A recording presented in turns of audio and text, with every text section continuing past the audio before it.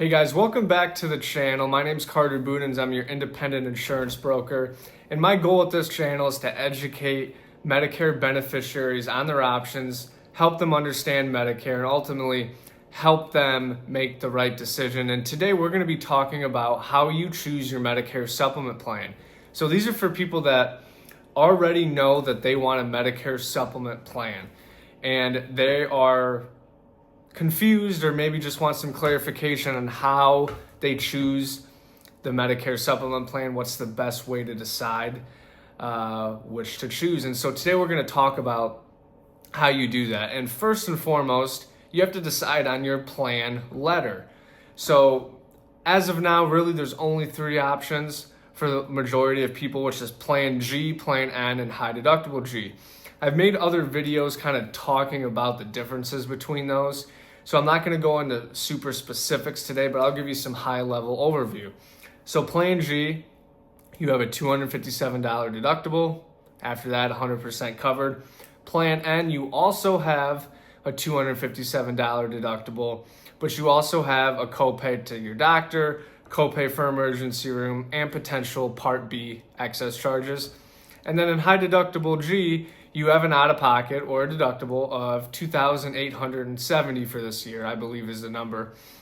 And so those are your three options. Now, obviously, Plan G is going to be the most expensive, then Plan N, and then High Deductible G. So this video is not going to be really talking about the differences and what, makes the most sense. But when you're deciding, you can kind of look at those and say, okay, based on my state and my health and what's going on, like what makes the most sense? Is it to have the lowest out of pocket and pay a little bit more? Is it to, have a lower premium and have a little bit more out of pocket? And I can help you kind of make that decision, but you're going to have to first and foremost decide which plan letter you're going to choose, G, N, or High Deductible G, right?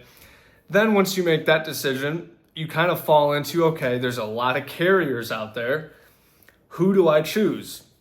And a lot of people get hung up on this part of like, what's the right company? Or if I go with this company, is it going to be a bad decision? And I'll tell you this, no matter what letter you choose and what company you choose, the coverage is exactly the same. A Plan G with X company is the same coverage as Plan G with Y company.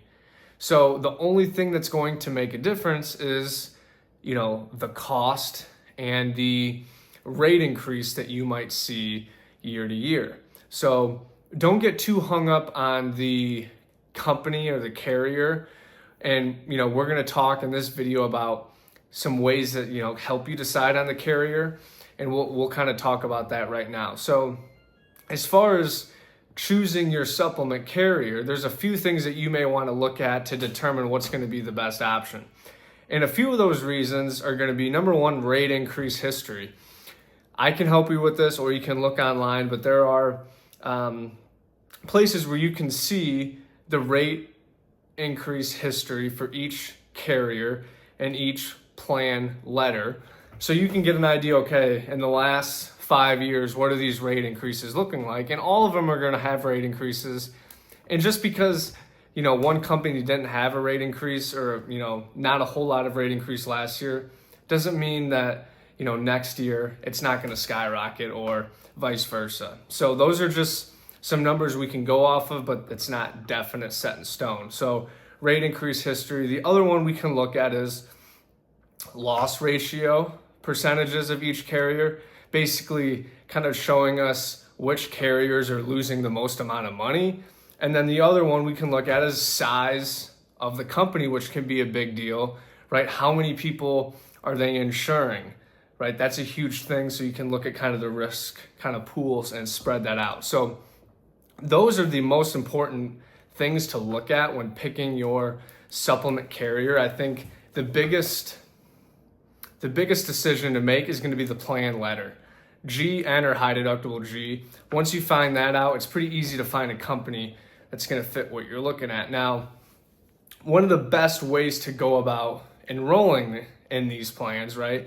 Every company you can call and they would be happy to enroll you, and they'll probably do a great job. But the problem is you're never going to hear from them again. And if you have a question, you're going to be calling a 1-800 number.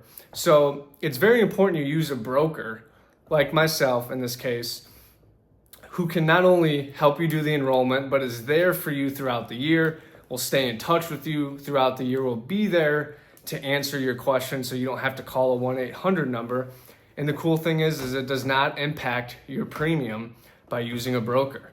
So you're not paying extra to use a broker, you're not paying a broker a fee to talk with them, right? So it does not change your cost at all. It just actually makes it easier to deal with this insurance when you have a broker who you can directly call and get the answers that you need. So I hope this helps.